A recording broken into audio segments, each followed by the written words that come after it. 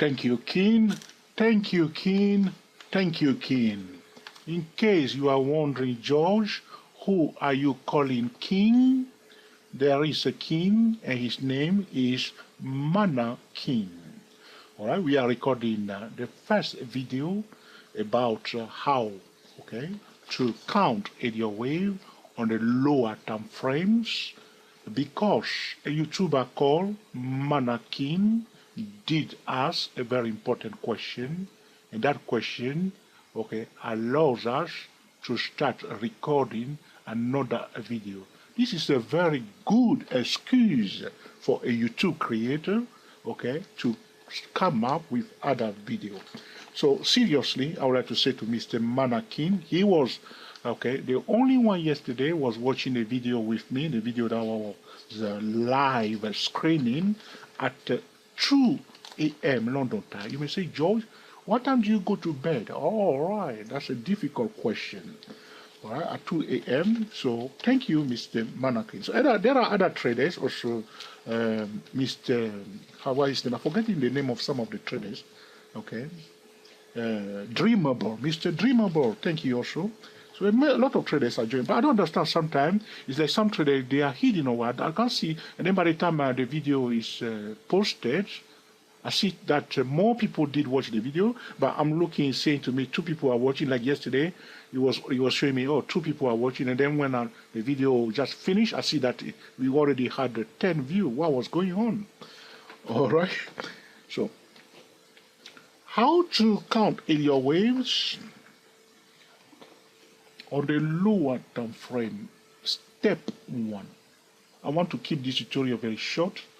All right, so this is step 1. There will be step 2, and there will be a step 3. After that, we'll be starting another series of video when we'll be talking about how to avoid lower time frame wave count mistake. So the first thing first, all right, to count waves on the lower time frame, we are talking about 1 minute time frame, 3 minute time frame, 5 minute time frame, 50 minute time frame, even 30 minute time frame, hourly time frame. So the lower time frame is starting from the hourly time frame downward. All right. But we need to understand that the wave count on the lower time frame is very, very speculative. It's highly risky. All right. And it's not as solid as when we are counting waves on the monthly chart. So you want to understand exactly what you need to do so you don't go around, all right, throwing $50 here, $100 here. Instead of donating that to our website, you throwing money away everywhere, in every direction. Or don't do that. Okay? So, before we can count waves on the lower time frame, there should be waves, isn't it? If there are no waves, how can we count them? If there are no chickens, how can we count the chickens? So there must be waves being formed on the lower time frame that you can recognize before you can count them. Sometimes traders go on a lower time frame and there is no wave to count. What do I mean by that? I mean that, have you seen an impulse wave that you are calling 1 or 3 or 5? Have you seen a corrective wave that you are calling 2nd or 4th? Or have you seen a motive wave before you are talking about, a corrective first?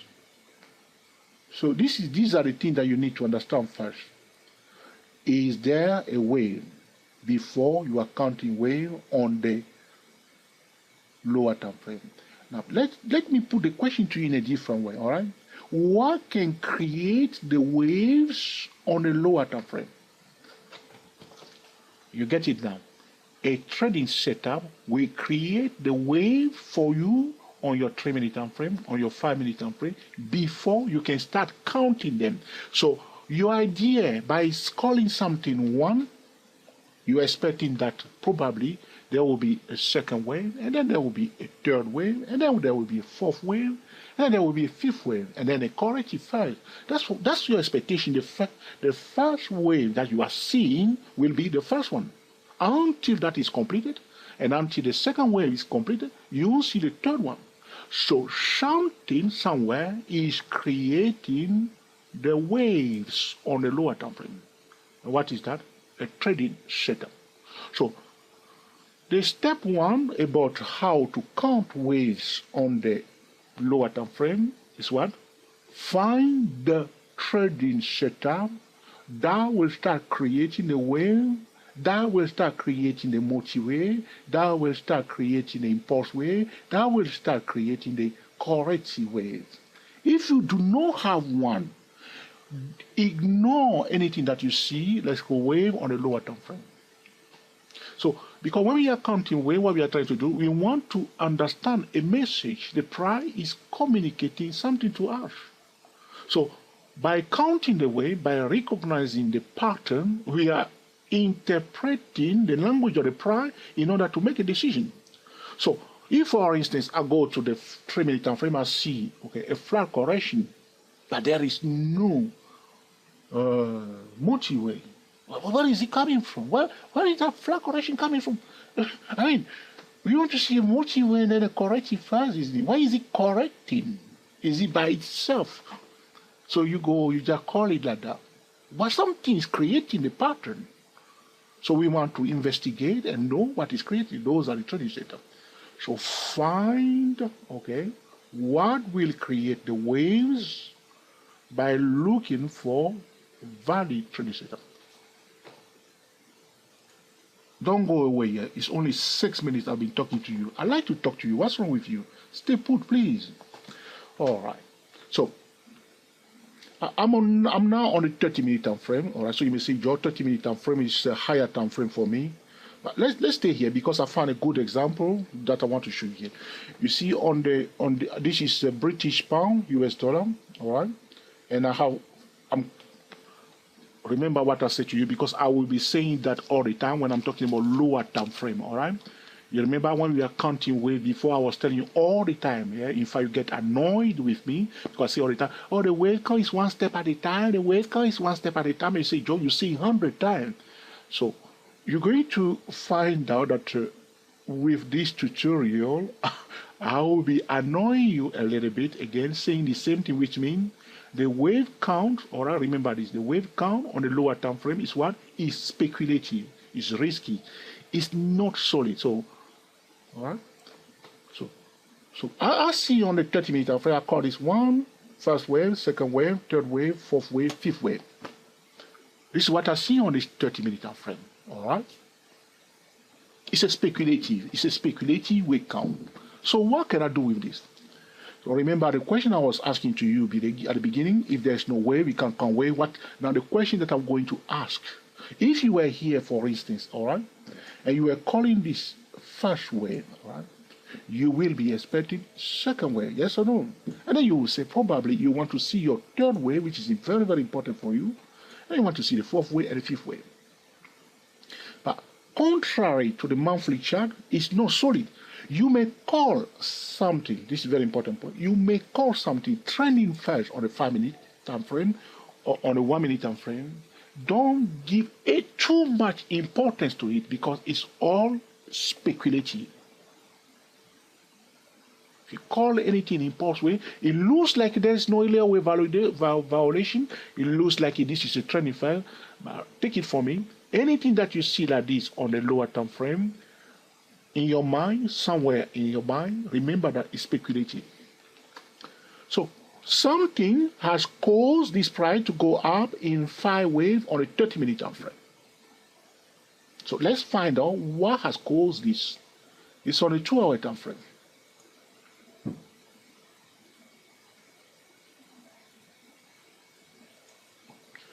So here it is. I hope with this tutorial that will help you to understand. So here it is. On a 2-hour time frame, the price was in a declining channel. And why it did, this is just what you see all the time. The first wave break above that channel, and the second wave retest it. Is it a trading setup? Yes. It's a trading setup. Are you understanding what I'm trying to get you now? Instead of you going straight away on the 3-minute time frame, 5-minute time frame, 10-minute time frame, 30-minute time frame, hourly time frame, just counting wave without knowing what has caused it. You want to find first what is causing it and where it usually happens. And also, in fact, this is a good example here, because if you go to www.24elliottwave.com, we are talking about our wave count guidelines. When we see an inverted head and shoulder chart pattern at the end of the motive at the end of a downtrend, usually we call this one, this section here that I'm calling now 3, as a first wave. You remember that? All right, that's what we were calling before, first wave. But now, because you can see that, that's what I say to you, the wave count, I'm saying again, on the lower time frame is what? Speculative. So I just start counting wave. That's what people do very often on the lower time frame. So this is the first step. Find something that can create the wave fast. That thing can be break above a channel and retest it. Right? Then you start playing with it, say first wave, second wave, and then play with it, just play with it. You want to get paid. And here you will get paid. Right? And don't ignore the channel. So if you are counting 1, 2, 3, 4, 5, you want it to be in a channel, isn't it? Huh? So you're not going to count 1, 2, 3, 4, 5 waves if the price on your lower time frame is consolidating, isn't it? So if you see in a horizontal channel on the 5-minute time frame, you're not going to be talking about 1, 2, 3, 4, 5. You know that there is no question about trending first there. It will be more about corrective first. So find something first. So you see again, I'm still on the 2-hour time frame now, all right? So that is what has caused those wave count, all right, on the 30-minute time frame. But normally we connect the 2-hour time frame with the 50-minute time frame. The reason why I'm using today the 30-minute time frame is because when I went to the 50-minute time frame, you can't see much, all right? So because you can't see much, that's why I came to the 30-minute time frame. Normally, it should be on the 50-minute time frame. We should be connecting the 50-minute time frame to the 2-hour time frame. So this is the first step. Find something that can create the waves that you want to count on the lower time frame, the origins of those waves. All right, it can be an inverted head and shoulder chart pattern on the 2-hour time frame on the daily chart. It can be a double top, a double bottom chart pattern. It can be price breaking above a channel and retesting the channel. It can be price breaking below a channel and retest the channel, and so on and so on.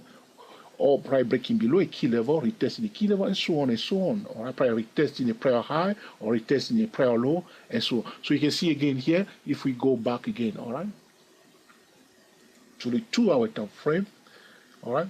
Now the price came out of this green, this first channel. Look what it did. It tried to retest it, isn't it? So break below, retest. That's again another reason. So from there, you see here, we can go again to the 50-minute time frame. And now, what are we looking for? Those waves, are they there? So you see here, this is where he retested now. So, as I'm saying 100 times, and I will be saying it all the time, you go on any lower time frame, you counting wave, is what? Is speculative.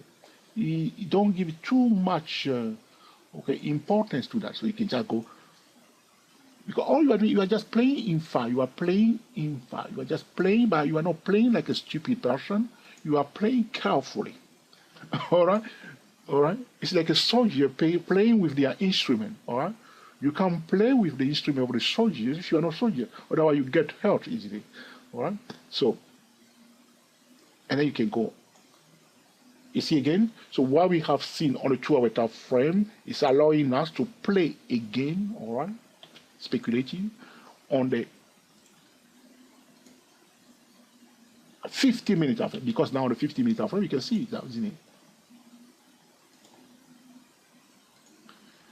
Now, will you promise me that after this video, all right, you won't go again to the lower time frame counting wave for no reason? Will you promise me that you will find first something that will cause them before you start? So you see again here, you see, you retest it, here, so you go 1, 2, 3. You see, so probably when you're here, you will say this is 3, then you call this one 4, and then you call this one 5. And you expecting, okay, double bottom, bash, down and up again. But if you break, so suppose you here go 1, 2, 3, and you call this one here, you instead call this one 3, which a lot of traders will do. Then you call this one 4, and then you call this one 5. You say, okay, correct way, we are expecting a correct way. So a correct way means the price must squat break above the channel, all right? Or maybe form a double bottom to form a validation. So your 5, you leave it there, you draw the line there. You're not expecting to go below it. Those who understand Fibonacci, all right? If you go below this low, what do? You apply Fibonacci, all right? Extension to this move now. At which level are you watching? You get it. You see where you stop? 138.2% Fibonacci extension level of the prior move down. Where that's exactly where it's stopping now. Have you been to dayprotraders.com before? You see? So that setup on a 2-hour time frame, which means break below that channel, retest it on a 2-hour time frame, has allowed us to count this wave on the 15-minute time frame. So probably you're here, you say, okay, fine. Then you bounce and say, okay, correct your way. And you draw your line like this. Oh, here it is. If you go below this one, yes, you watch this one. Will that be helpful? Instead of just coming to the 15-minute time frame, just counting wave like you don't know what has caused the wave, where are we going, what has happened. Something has happened before the wave start coming out. Something is cooking it. The cookie that are coming out, all right, they are not just coming out from nowhere. Somebody is cooking it. So think on it down. All right. So this will conclude our discussion today about how to count wave on the lower time frame. Step 1. Be ready for step 2. And you do not want to miss it, my friend. Stay tuned. It's coming soon. And you want to watch it. Yes, I know you want to watch it. And be there and be on time. If the video has been truly useful to you, please let us know, okay, by giving us your beautiful thumbs up. If you dislike it, be sure to mark it down straight away. All right. If you think this is an essential tutorial that can help other traders, feel free to share with your friend on Google Plus, on Twitter, and also on Facebook. That would be very, very helpful to us, and I really appreciate that. All right. If you have not yet subscribed to our channel for Elliott wave trading is 24 Elliott waves. All right, digit 2, digit 4. Elliott waves in plural YouTube channel. Our Facebook page is stochastic-magdi. Sometimes I'm live streaming first on YouTube. Sometimes I'm live streaming first on Facebook. So you want to be tracking me and know, George, where are you? So you may know exactly what is happening. Sometimes some trader mark video down on YouTube, okay, because they notice that, all right, this video probably was recorded a few days ago. Yes, it's true sometimes, all right? And you may notice that also on Facebook, that sometimes the video will go on YouTube first for some days before it go to Facebook. So just be aware of that, because we can now live streaming, okay, on YouTube. And I like that function very, very much. So this will conclude our discussion today about how to count wave on the lower time frame, step 1.